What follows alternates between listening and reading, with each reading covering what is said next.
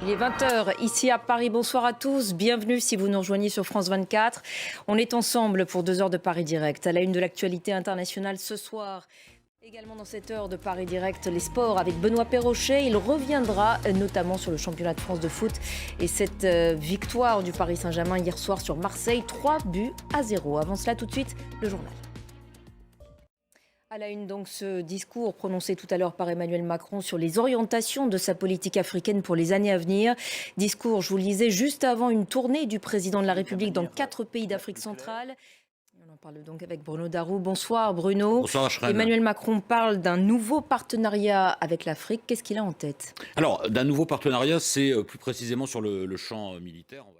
Merci beaucoup Bruno pour cet éclairage donc sur la prise de parole tout à l'heure d'Emmanuel Macron. Plus de 3 ans après le Brexit, une solution a enfin été trouvée aujourd'hui pour le protocole nord-irlandais qui réglemente la circulation des marchandises entre l'Irlande du Nord et le reste du Royaume-Uni post-Brexit.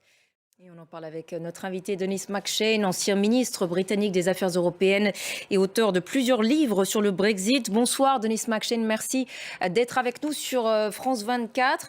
Rishi Sunak a parlé tout à l'heure d'un compromis trouvé avec l'UE qui préserve, dit-il, le marché unique européen tout en supprimant le sentiment de toute frontière en mer d'Irlande.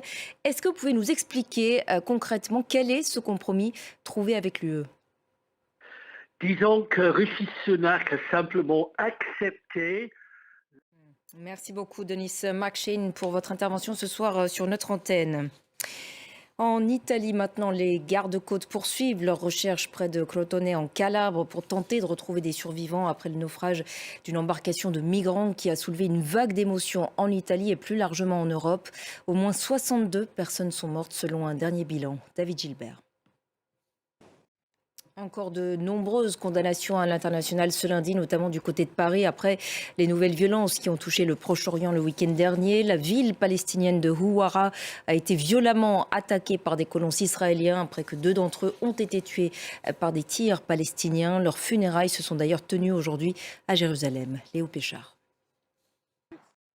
Les résultats de la présidentielle au Nigeria se font toujours attendre. Ce qui est sûr pour le moment, c'est que l'outsider Peter Obi a remporté l'État clé de Lagos, traditionnellement fief du parti au pouvoir. Pour le reste, il faudra s'armer de patience. La faute aux lenteurs d'un logiciel de collecte des résultats expérimenté pour la première fois.